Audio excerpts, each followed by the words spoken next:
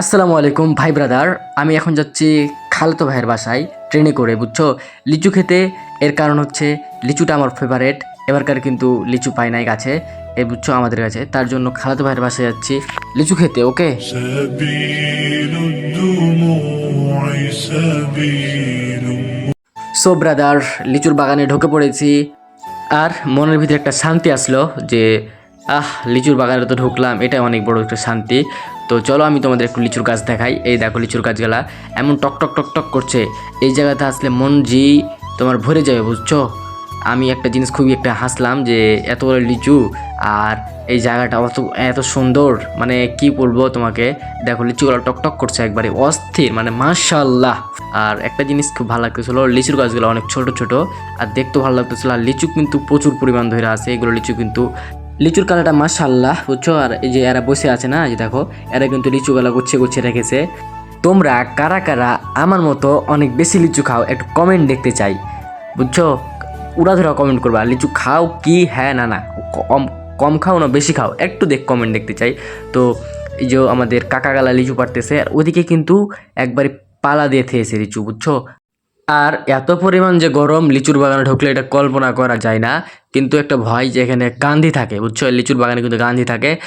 আর হচ্ছে লিচুগুলো যখন হাতে নিছি, এত শান্তি, কি ফিল, একটা কালারটাও দেখতে সুন্দর লাগছে। অ্যান্ড এখানে যখনকার জমে আছে, মানে একসাথে লিচুগুলো আসে না, অনেক সুন্দর লাগতেছে। ওখানে অল্প, এখানে বেশি। তো আমি একটা কাগে ছিঁড়ি, থামো দেখি। এ দেখো কেমন দেখতে, এ দেখো লিচু কিন্তু পুরো একবারই পুরো আগুন, মানে খাইলেই বুঝবা এত মিষ্টি, যেটা কল্পনা করা যায় না। আর এখানে তারা লিচু পাড়তেছে, আমার কাকাগালা লিচু পাড়তেছে। দিয়ে এখানে তোমার ওই যে বিক্রি করে না, যে কীভাবে কিনলে যায় এখান থেকে, ওই সিস্টেমে ভরতেছে এর ভিতরে, ঝোপের ভিতরে দিয়া নিজে বাইরে বিক্রি করবে, এটা হচ্ছে, বুঝছো। তো একটা জিনিস খুব ভালো লাগতেছিল আমাকে, যে লিচুর কালার এত সুন্দর। লিচু খাইতে কেমন লাগে, একটাও খাইনি আমি এখন পর্যন্ত, হাতে নিয়েছি, এখন পর্যন্ত খাইনি। তো যাই হোক, খাওয়ার পর বুঝবো কেমন লাগে, আসলে মিষ্টি না টক। সবাই তো বলতেছে যে মিষ্টি। অ্যান্ড দেখো এত সুন্দর দৃশ্য, যেটা মানে কোটি টাকার দৃশ্য বলতে।